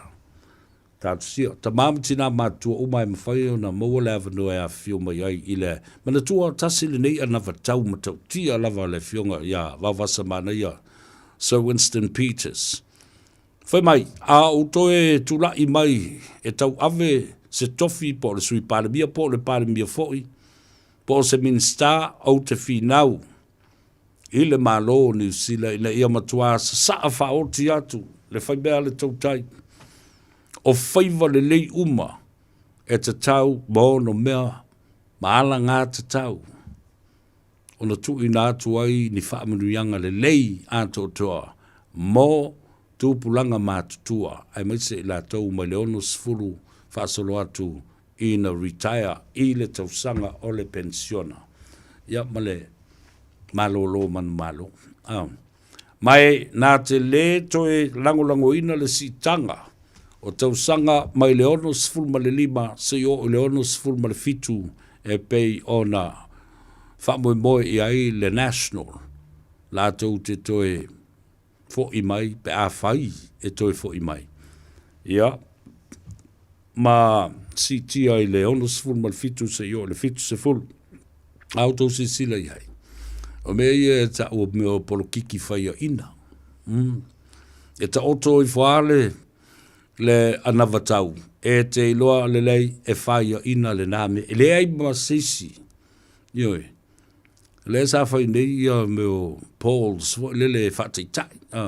Meo ta mai whainga pālong ta whateitai. E whaalia ai whina ngalo ma le seto whaale atunu o New Zealand atoa. E sau.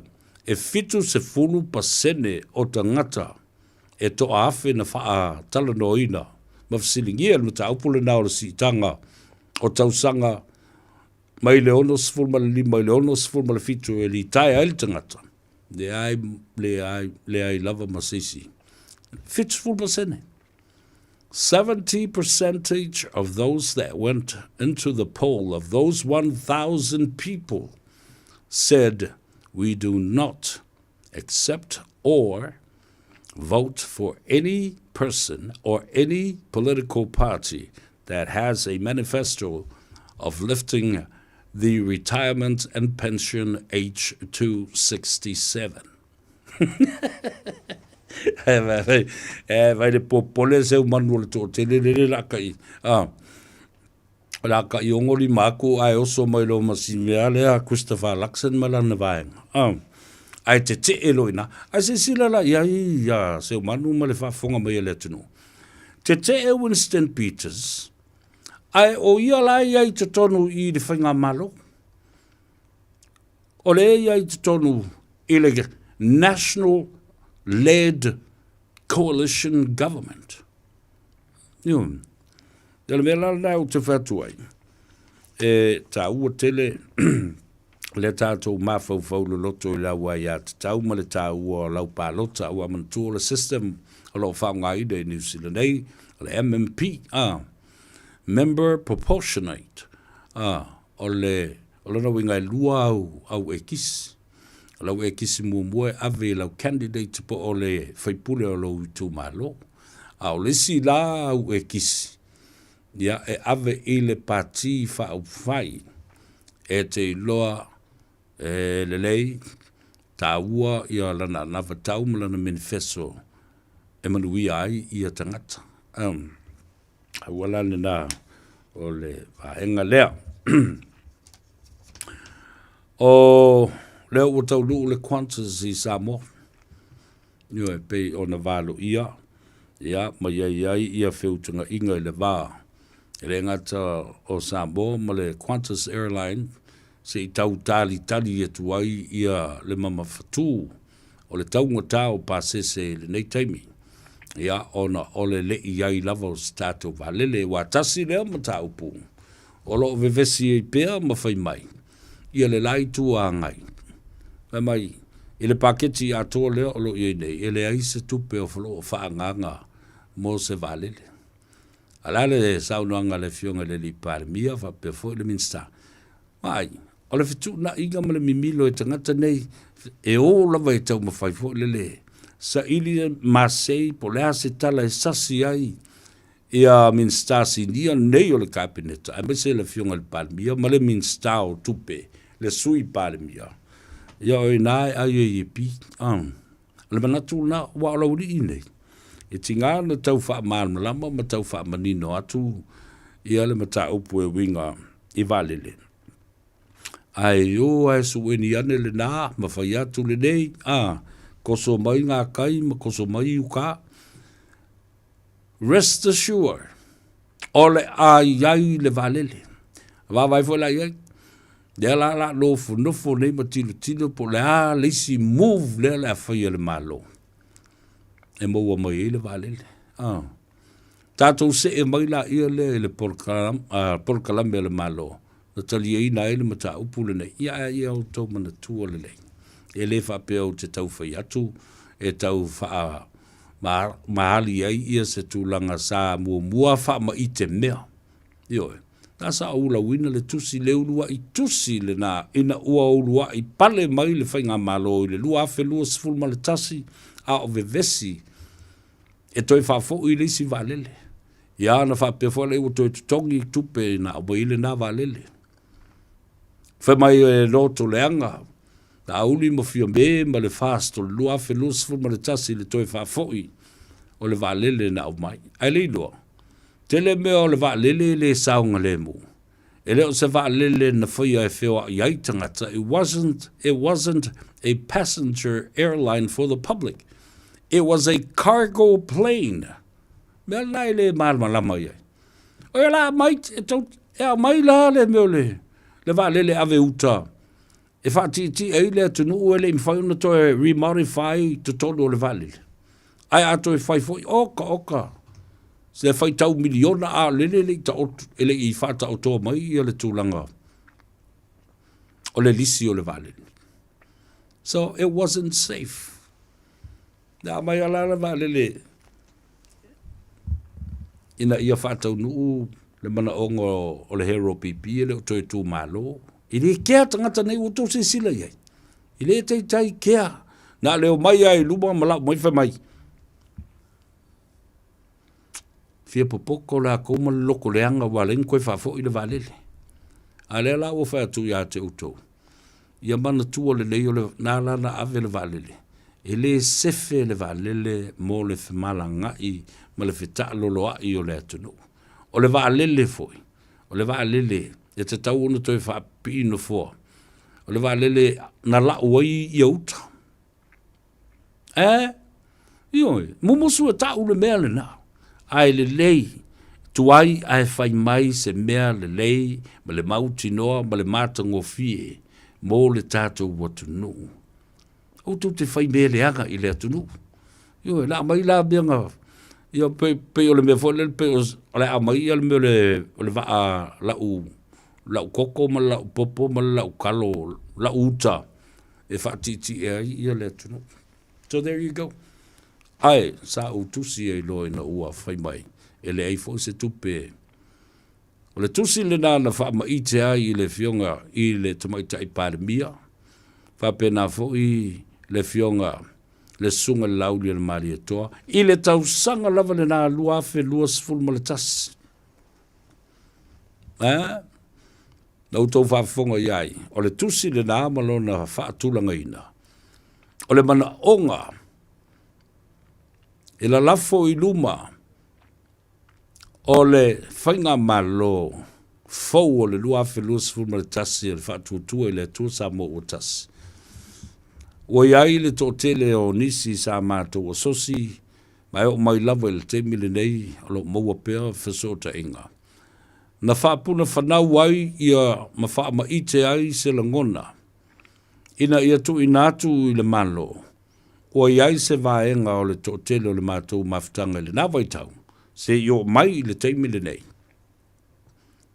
E fia whai ni sea, o Samoa ato lo alala mapapa au ia tunu mamau.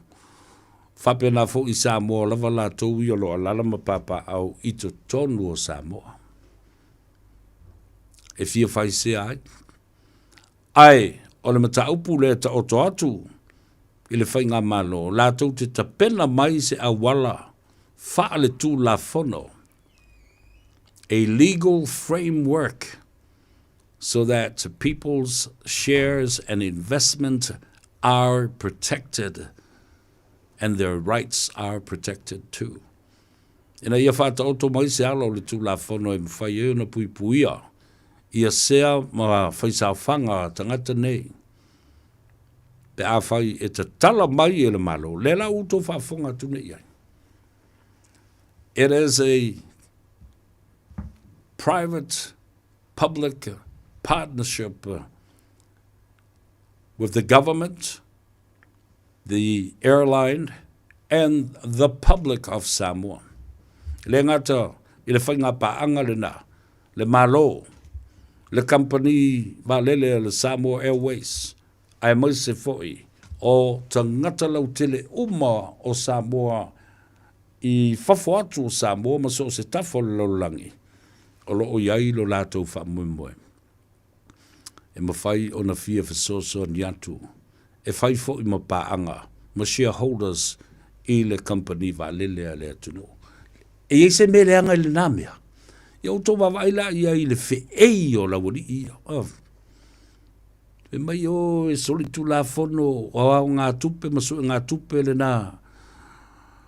Ale sunga lauri ale mali toa a ole isa vali maamolo na moenga I tafa ingata po tanu malala. Te iu tu vava ai I mafau fonga leanga o tangata.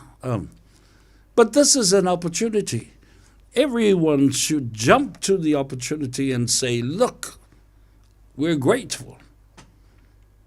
Whawhitai lea I le malo, I le lato wamna ia o I mato. O lei, le la fatu nei. Te le ia o Samoa. O lo alala mapapa au ia tunu I fafu. Whapena fu I tutonu o Samoa. O lo lava lo latu tamau ainga. Te le latu tamau ainga mai mawhai ai o na whasosoani. I le whaatupe ina o le valene. Le ala o tapena nei le legal framework, le tula fono. Whapena foi ona pui pui ai, wa umana tāpena mai ele ai a Samoa Central Bank, ma ua tapena ai foi ia le UTOS, ia pa o le ofisa o le whaapatunga o mawhaenga le atunu. E mawhai ona lātou whai ai le be ta o le administration, ma le registration of everyone's shares. Tidei lo lava pulan me le yo na to tama I nei tangata ai le whaafitai watu I na atu le avanoa. I tangata nu o le atunu tātou te whaipa anga ai ma le company o le whawa lele o le Samoa Airways whapena fo I ma le malo. A le uoma le sao noa I le fionga le li pāle mia ma le malo. I ni to I whaia to tasi ele malo se atinae na o na ia. Wa a apa atu I tu tino ese e pei o leo whai pisinisi. E whapena I tangata lau tele uma o leo tunu.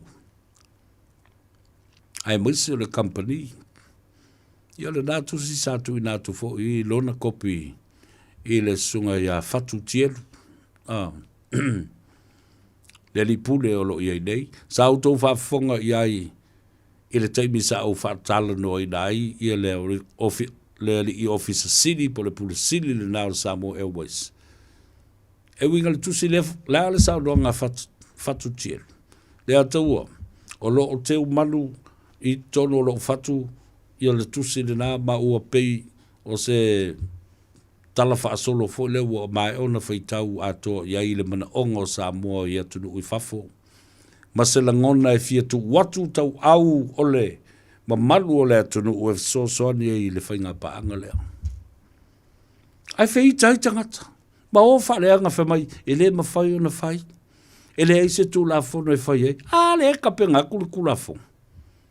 Lewa umana pasia ele Samoa Central Bank or the Central Bank of Samoa, the legal framework e pui ai a seta ia whapea fo'i ia shares masea ale au whaisau whanga. Tā ua tele nā mea tātou te talo, manofu te talo pēr, ina ia mwhai o na whaatino uma ngā ruenga te tau na whai mua. Ea vea o le whaavae, o le tūla whono, mo le puia, e le ngata o le atunu uma na te unga tupe, e whape nā fōi a seta le malo. Ia ma le malo. Idai whaleata le wha, le tu malo, o whaleata le wha le nalo sa iria ile. Le sa ile o sa whainga le vai aso e ndena se ima vātu nei pe lata mai nei. Nalo tau fiai ia tangata le ele i mawalis to o sfulma le to oiva. O le ele o se whainga la fo i lea i meo nā koti ma meo whala au whasaina. O le o se whainga le reo le su e nei. O le au tala pepelo. Ma le ua o le stala whalua ma tala whalua. Ia le ta i se lau lima sfulu tā la fo i lea o le poloketi lea na whai nei o le one government grant. Kwa i le ofu. O mana watu se lau lima sfulu ato mai i isi ngoa ese. I le toi tala tua i le si se lau lima sfulu tala. Kala whaalua i le ka i 150 a ia. Te le ka whewhe. O te matua le ofo se o manu i nei tua i ngā tangata ma lato me pengi mea whakaula iku e mea la wari i ena whai nei. The quality of the opposition now, because I have advocated for this for so long and advised on this issue for a very, very long time. And now the opposition has opposed government is the most highest respected form of delivering the views. Ta ua ia le pe au kiniva ia langona mo tangata mo lātou whinangalo I tono o le mauta mai o te manatu o le fola mawalunga le nā e a ngai ai ia ma le whaaloalo ia ia ma le tūlanga e momoli ai ia le tuua lalo I le fionga le li parimia ma lana kāpeneta e mai se foi. Mo le leina io le o te vavai atu le ia I suinga tā ua ia o whaia mai tono le mautafono ma le pale mene ai mai se a tātou tilo le mata upu lea whapea o lo tau mawhai ia le sunga lauri al mari atoa control ia le social media ma mea o mawhape nao whasalunga ma le tala tau longolongo.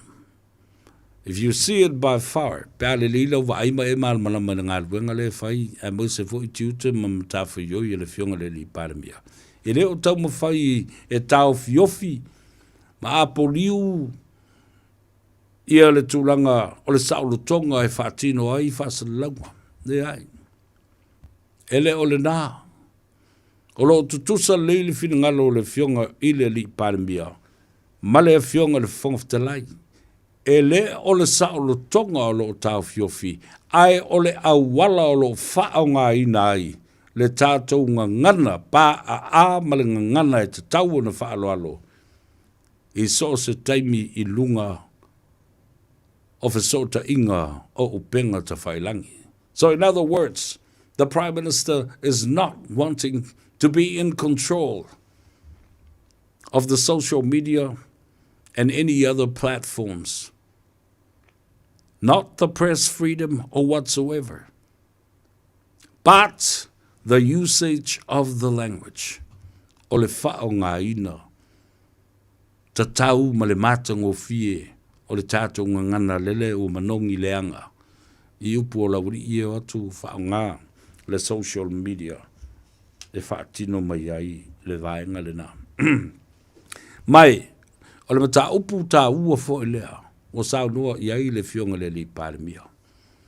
O fetali o inga i le tō whā le malo. Ma fuafuanga walu mamao o le malo. E le toi whaia i lunga o social media. O mai tātou wō i ngā tai le mai afusu o le pāle mene ma le maota i tia whau. O i e whai ai whetali i inga lea. A wā le tō whā le malo. E o ngā lava press conference. Wa na o ni ai vāenga. Whaatumutumu li ma whaatae lunga i le lo teo se mataupu. Mō le sila fie le atunu. O a fuafuanga i e whai e le malo. A o a whea e whaatino ai. Ai le whapea o le a matua a isi ai ma wā ili a toa i press conferences nei ma whaatalandoanga ma tu stala ma leo whaasale lau. Le ai. O to tonu o le maota ma whetalia inga i le whaailoina o le tō wha le malo. Not on social media. Le ala fo la le dai ave se awa a faibe le your press conference. Ya la usi latu. Now le media lava individual independent news outlets and the government forum in terms of news and media. Ao le tō tele o lisi awali. I le o atu ni whono. E o e nofo ma whaatalitali mai la i lunga o penga ta whai langi mau te whaftai ai i le fionga le li pāremia. Wa tawhai lo na whina E whaatapu raa taimi e anga i ai i lunga. Ai ai anisi ma ta upu e whaatala noi nai le fionga le li pāremia e ese le taua. E le taua o uina le tō whama le whautanga. A o le matapia fo i le manaia. Wa matua i tala whea ngai le lei le whato whala inga le nā. Ale a fionga i le li i pāremia. E fiu nei lau li i o so any news items. O i le ofisa o le pāremia. E re kau whea ai le pāremia. Ioi. O la fai tau tala mata ngā ma tua inga ma la fonga whaasanga le pāremia, le wha vaina, le wha maunia, le tali tonuina. Ese le ma le tala pepelo. O rau tau toi whewhewhe le tau te oe, whaanga i ma le pāremia. He doesn't bite. He just wants you to do the right thing. O le whaingo fie se, ei loa, ai whaasolo le tātou ia. A malulu atu la ufionga o au nei o paima la fai o mātou e o mai e le wharapuputonga ai o tala tusia po o ai le news outlet o ai le media outlet a fai fo i o sasi la manga i sau whafonga po o sau fai tau fo i se article na tusia e le vaanga nei ya ma ua whamaunia e le sao ya asuatu vai malui puenga e la ufionga le pāremia wa uma foi ona toe whaatun fo lau le au whainga luenga. Ina ia aune I toe whaia se mata upu whampea. Your Honourable, we apologize for the mishap, but we have already alerted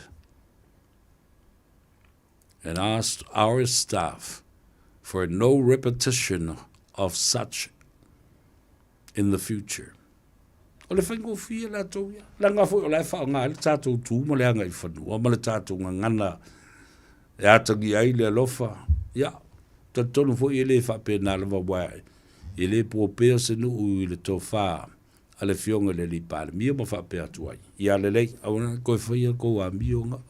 Ai o mai kako a le anga. E le maita wina I te tono le mao ta whono I le aso nafi ma le so. Te le I o le taimi o loo matua le aiso na o ngā. Nā le nofo whapende i o le whangwhtalai, ma tilo atu, ma tilo i o i le tū a ngai, tilo fo i le tū o le maota, o lo se e ai le kapeneta ma le whainga malo. Wa whaatū ngata ngata, aso ana nafi, whapena fo i le so. Nā o lava i ai le saunoanga le fionga i le i whangwhtalai. Whamai ia, le lori po le masisi si se lima le ai fo i masisi tu la i lunga e fa ui la vea ma fa pe mai o se me fia fa sao po se me fia fa mal malama le la o fa tu te mi panga no a tonu la vale nei o e le ala li mongi yo te mi ale te tu la i lo e mo i wo mo na fa i ma fa tu langa a so fono ma mata upu le lo te ai le fono mata upu tau fono. Al te bia leo oe le ala, limongi, e te tū la i e loa ma e whailo loa i le fionga i le whongwhtalai. E se mai mata upu wa uma na ta oto i le ala fua o le ātau talangia mata angu fia e le mauta fono ma le pārmin. Lau fionga le whongwhtalai. Wa mai ta wina wa whātūtū ngatā ia le lai tu o le mauta ma le nei tu o le mauta. Ua pei o le fale o sio le o tātou iai nei. Ua māpuni le fale o sio. Ua toa a toa le mauta ma le pāle mene. Ua le ai seisi e fia tu lai. E whaali so na manatu i le tala whātatau o tu o le tupe leo lo iai nei. Lala me whai le ala. This is your biggest opportunity walanga le tā lava lau whaasala launga ma e tangi le vao. Tangi le ala. Ma e tangi solo. I lau lu i lava lea. I ala auli le pāle mia o le malo Samoa. E te mana o e whaiselua whaatautonga. Tei mito luale nei. Ioi. Whabalu luatu i lau fionga le whongwhtalai.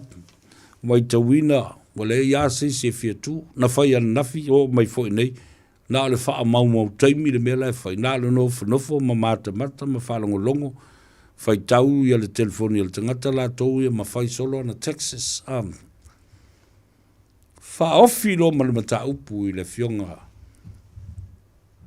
i le whongwhtalai ia an fatu lo le whongwhtalai ia i sau mata upu ia va peli mungi ia tau le be afe o mosi masele masi panga noa o leo vava ia tu le masisi o sui umo le mount le tu ngai fata si ma le tu al malo e fia to tu la i fa ali se fini ngalo e tu sai ma le tala fata tau o tu o le tupe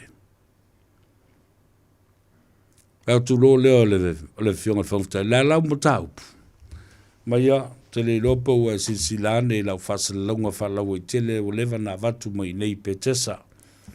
O lo ulu ina leo le fionga le li pale mi e whaise ma whatau tonga whaali ali i luma o tangata ma leo tua. Po aina ma li waitu au pea i aiso na fianga pa i fo iso ua fianga. Ia whai mai lo ma le. Ala le mea ngai ke mga oe whai.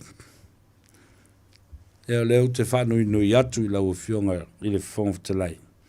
Pe ma whai ona tu maisina 5 i le 10 minute leo o whaisi umi o wawai atu i le seisi o le parlemene tu lai mai e fia sao no. O, la umta upu le whai. E la umta upu le nā e pe ona whato ai i lau fionga i le tau nei. Lo iei le nau ta inga. Ina ia whaia se whatununga i le fionga i le li parmia ia whapena fo i sui os whono umo le maut whono ma le parmene ia avea i la tau o ni mori ma wola i le ma whatautonga leo le a whai ma lauri.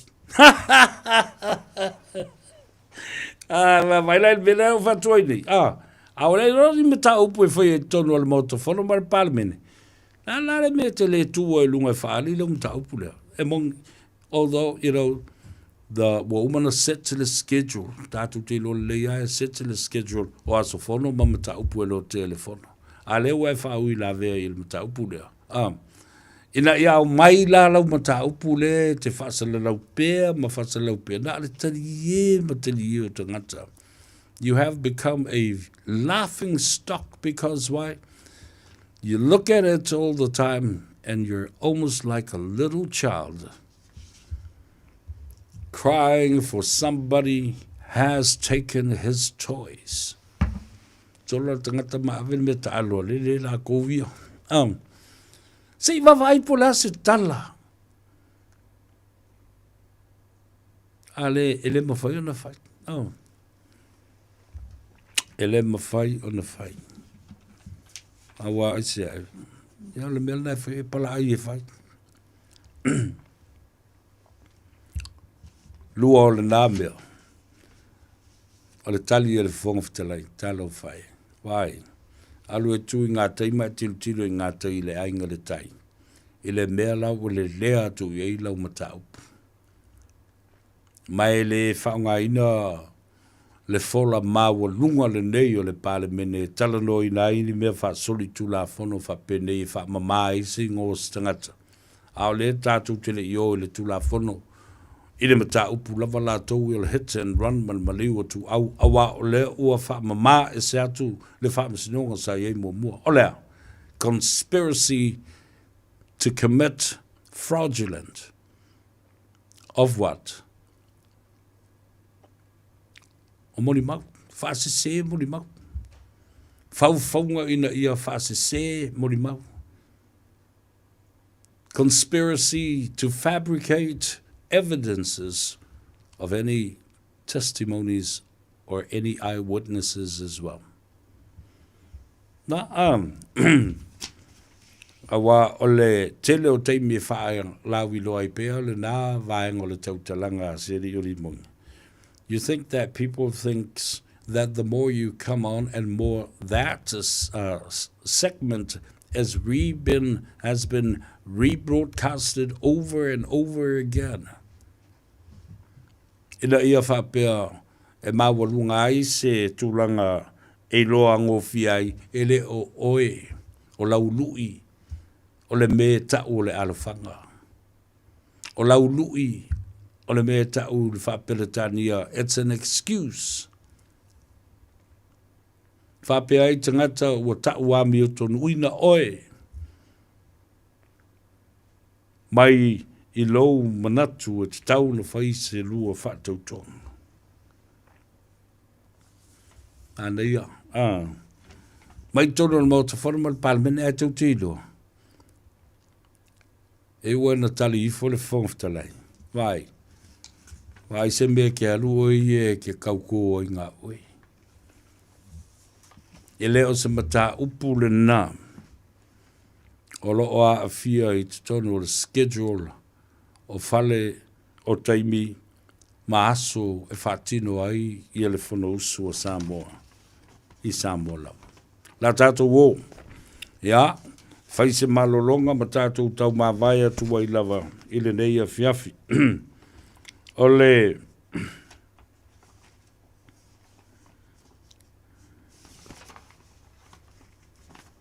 O ni ngalo Samoa. O le asto na nei tātou te whenua iai, wala uri ai le pa ia mawalunga o le tātou tunu, e o lava I sunga I whawhengainga mo lātou e kalesia, so se whala pitonga. Mana tua le aso lua sifuru al masina le nei o Iuni, vai aso lea, oi le ai, le aso le la sau nei. Tala tu tae o mo le aso wale le asto na iloa, tātou whenua iai le mauta o Samoa. Se I tātou whawhilo I atu fo I le wala ulia mai o I tātou uma. E le fionga ia wawasa mana ia Sir Winston Peters. O te I lawa ilo wawai atu. O se kilipi o se whatalinoanga le sunga atu le epa. E leo tu stala ma whapea atu e lolo Vasilius tasi o tamai tai tu stala I atu lepa. Will there be any changes soon? Whamai tala atu lepa, what changes? That you might be stepping down from being the the chairman of the board of Lakapi. May, what does that, what? Don't ask me that stupid question. I'm not the one playing in there. Afa Samoa, for me, oi, if I ina tamole au, I tuli e fua mātou o te whono mare komiti whafoio Lakapi Samoa. For me, I'm not playing in there. Ono no inga. Afa Samoa, ono whapea mai. Oi, ole mea na e whai. Kele ka alo. Oi. Ola uri inga ka alo. Whai tio la ila wuri inga ka alo e le whai ki o mai a kia umare. Komi ki whafoe o le pōd nei. O le Lakapi Samoa. That is so funny. Tuile epa. It's old interview. The reporter asked him, will you be stepping down from being the chairman of the Lakapi Samoa in the near future? Tali Tulepa, the Tulepa's response, that is a very stupid question you're asking me because I am not playing in there. Tele lava mtaupu ya petai ono le vai o le tātou watching. Lo fa mai le tua, ai lo tusas tātou manuia, ya manuia tele lava. Al buenga lo tau fa mai a o le nei a fiafi. A lo fo i ngā lulue, i la tau wa mānawa le ngā luenga. A watu le whaafitai tele i le teimi tau te whaalongolongo mai pēr. Koi kinga la vele o sisi o kou, le lai ola le leiti o. A o le nā tau te whai ngā luenga. Ai lo saunga le mō. Whaamaka a whaamata i lau kālena i o le tātou whamumoena i le astona i a sau nei. Ia, ma le vala au mai i le fionga. Ia, ma vasa manei o Sir Winston Peters ina i a tātou whaidoa i se whasis langa tā ua tele i le aso tōna i le mauto Samoa i le taule i tū lai tasi o te talo ma whaamumoi le ngango le tua mona au a whaamalolo ia ma a au la veai ia o le amaduia le nei a fiafi le toifo i atu i mauta malawa ma le saunga le mu ria tele o tau ta mamtina matua mai se foi ia le au whainga luenga tutofi le tua pa ia na whaamalo ia whapea foi pa ia o le tātou o tunu. Le ngate lea, o la tau ilunga le tātou apia fōlinga whapea fō le tātou Facebook ma le YouTube channel. Le tātou savea le nei whaftai tele lava. Tāwu lunga le ngā Gagaifo Faiva i la soa tai au. Ia ma tātou malo loa tuai. Ia se o mafo whaupe whai se tātou tano awa i le asu tōnai. Ono le asu tōnai i tā ua tele. O loo iai le whātu tuanga i ate au nei. Mo le tātou whilo inga whapitole nā ma le a fionga ia wawasa maneia. Ia, ma le tātou whono whauwhautua i lana tali atu ma lana tāpua inga. I le nā aso tona i te tai atu le soifua i le aso te au. Ia whapea fwoi ia ngā luenga lo tau whamai. A whaftai tele lau telenga. Our dear producer, Francis, po le telenga fo ia se manu Francis Johnny ta whiloa i le aso te au. Alo fa tele mo tau, tātou tuatu i luma o le tua ina ia te tai le soifua ngalue au auna male tau tua saunga le mu i maota malawa i le afia finei. Le atou sa vele nei soifua ma ia manuia. O le ese tatu po funeral directors o se